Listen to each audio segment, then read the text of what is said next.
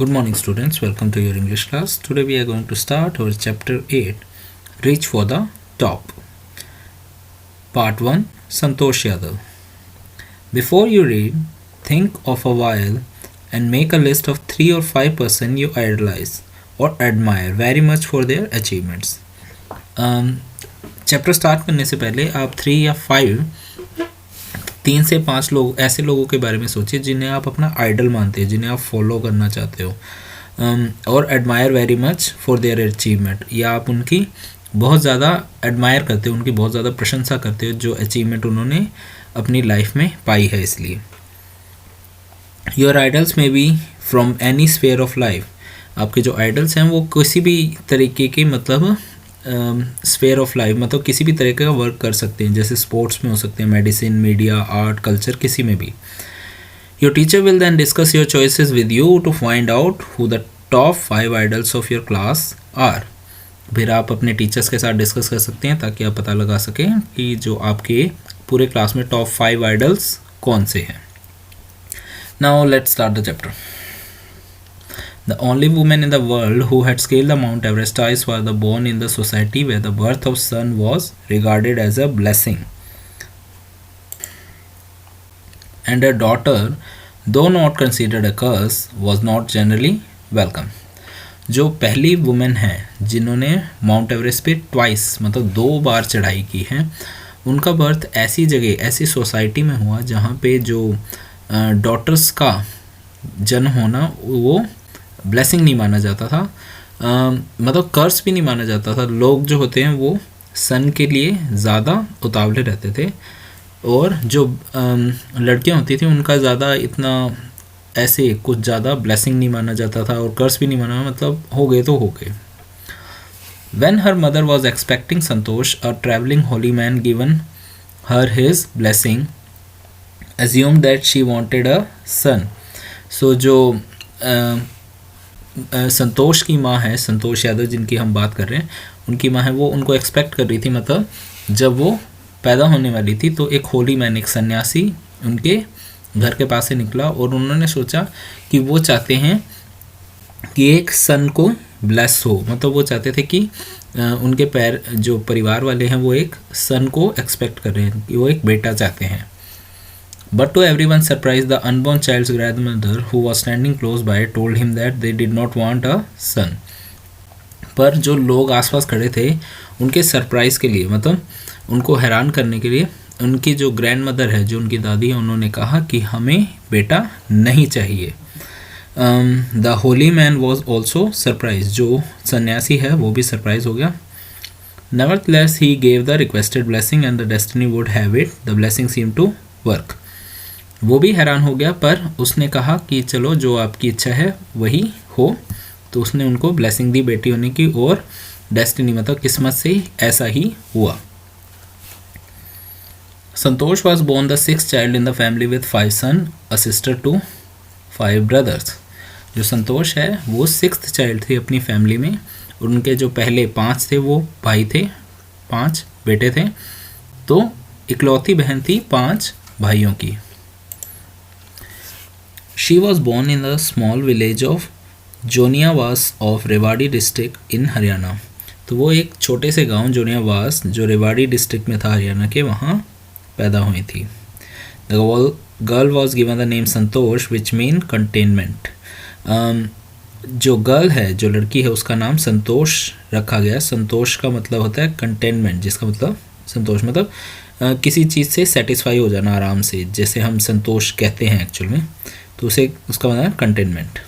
पर Santosh was not always content with her place in the traditional way of life. पर जो संतोष है वो अपनी लाइफ में संतुष्ट नहीं थी, हम कह सकते हैं, जो उनकी पोजीशन थी प्लेस में, मतलब वो अपने जो जैसे रह रहे थे उससे संतुष्ट नहीं थी। She began living life on her own terms from the start. तो उन्होंने अपनी लाइफ अपने टर्म से, अपने हिसाब से रहना शुरू कर दिया। वेयर अदर गर्ल्स वो ट्रेडिशनल इंडियन ड्रेसेस, संतोष प्रेफर शॉर्ट्स। जब बाकी लड़कियां ट्रेडिशनल इंडियन ड्रेसेस पहनती थी, जैसे सूट, साड़ी, ऐसा कुछ पहनती, तो जो संतोष है वो शॉर्ट्स प्रेफर करती थी। Looking back she says now from the very beginning I was quite determined that if I chose a correct and a rational path, the others around me had to change, not me. तो कहते हैं कि looking back मतलब अगर मैं पीछे देखती हूँ तो मुझे पता था कि अगर मैं शुरू से ही अगर अपने लिए एक सही और रैशनल पाथ मतलब जो समझदारी वाला बात जो सही रास्ता है वो चुनूँगी तो जो मेरे आसपास के लोग हैं वो मुझे चेंज नहीं कर पाएंगे, मुझे खुद को चेंज होना पड़ेगा।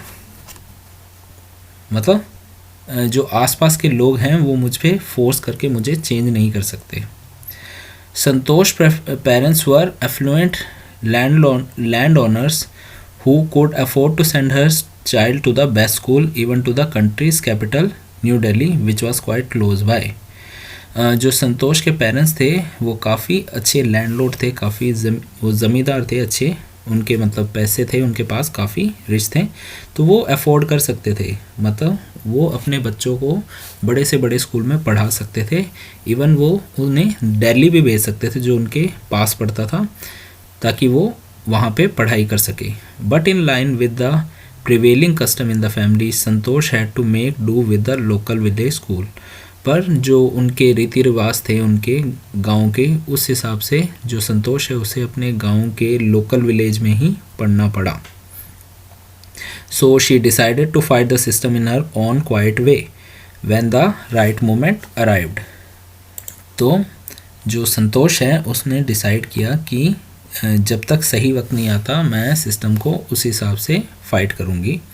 And the right moment came when she turn 16, और सही वक्त आया जब वो 16 साल की होगी। At 16 most of the girl in her village use to get married. जब 16 साल के होते थे तो ज़्यादातर जो लड़कियां थी उनके गांव की उनकी शादी कर दी जाती थी। Santosh was also under pressure from her parents to do the same, और संतोष के ऊपर भी प्रेशर आ रहा था फैमिली और पेरेंट्स से कि वो भी शादी कर ले। A marriage age early age that was the last thing on her mind, और उसके दिमाग में ये था कि जो शादी है वो तो सबसे आखिर में होनी चाहिए, ये सबसे आखिर का काम है, उससे पहले उन्हें बहुत कुछ करना है। She threaten her parents that she would never marry if she did not get a proper education. तो उन्होंने अपने पेरेंट्स को धमकाना शुरू कर दिया, मतलब वार्निंग देनी शुरू कर दी कि मैं शादी तब तक नहीं करूँगी जब तक मुझे अच्छे से पढ़ाओगे नहीं। She left home and got her self enrolled in a school इन दिल्ली। उन्होंने घर छोड़ दिया और वो स्कूल दिल्ली के एक स्कूल में उन्होंने एडमिशन ले लिया। When her parents refused to pay for her education, she politely informed them of her plans to earn money by working part-time to pay her fees।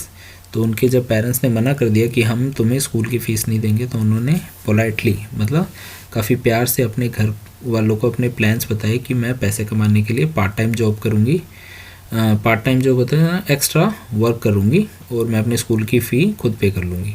Her parents then agreed to पे for her education. तो उसके parents भी मान गए कि चलो तुम काम मत करो, हम फीस पे कर देंगे। Wishing away to study a bit more and with her father slowly getting use to her urge for more education, Santosh pass the high school examination and went to Jaipur. So धीरे धीरे मतलब और भी पढ़ने की उन्होंने इच्छा जताई, और जो उनके पिताजी थे उनको भी अब पता लग गया था कि हाँ इससे और भी पढ़ना है, और उन्हें आदत हो गई थी। तो संतोष ने जब हाई स्कूल पास किया तो वो एग्ज़ामिनेशन कहाँ चलेगी पढ़ने के लिए, जयपुर चलेगी। शी जॉइन महारानी college and got a room in Kasturba hostel. उन्होंने महारानी कॉलेज जयपुर का जो है वो ज्वाइन किया और कस्तूरबा हॉस्टल में रहने लगी। Santosh remembers Kasturba hostel face the Aravalli hills. So Santosh को याद है जो कस्तूरबा हॉस्टल है उसका फेस किस तरफ था, अरावली हिल्स की तरफ, मतलब उनकी जो विंडो है वहाँ से अरावली हिल्स दिखाई देता, अरावली पहाड़ी दिखाई देती थी। I used to watch the villager from my room going up the hills and suddenly vanishing after a while. तो कहते हैं कि मुझे दिखाई देता था कि जो गांव वाले हैं वो अरावली हिल्स पे चढ़ते थे और अचानक गायब हो जाते थे, मतलब बहुत ऊंचाई पे पहुंच जाते और दिखते नहीं थे। One day I decided to check it out myself, और उन्होंने एक दिन डिसाइड किया कि चलो मैं भी जाके देखती हूँ। I found nobody except a few mountaineer. उन्हें ज़्यादा लोग नहीं मिले, बस कुछ पहाड़ पे चढ़ने वाले लोग मिले। I ask if I could join them. मैंने उनसे पूछा क्या मैं उन्हें ज्वाइन कर सकती हूँ। To my pleasant surprise they answered in a affirmative and motivated me to take to climbing. और उनका सरप्राइज़ मतलब अच्छे सरप्राइज़ के लिए, प्लेजेंट सरप्राइज़ के लिए, खुश करने वाले, उन्होंने हाँ में जवाब दिया और उन्होंने मोटिवेट भी किया कि तुम्हें क्लाइंबिंग करनी चाहिए. So we will stop our chapter here and continue it in the next video. Go through it again. Thank you and have a nice day.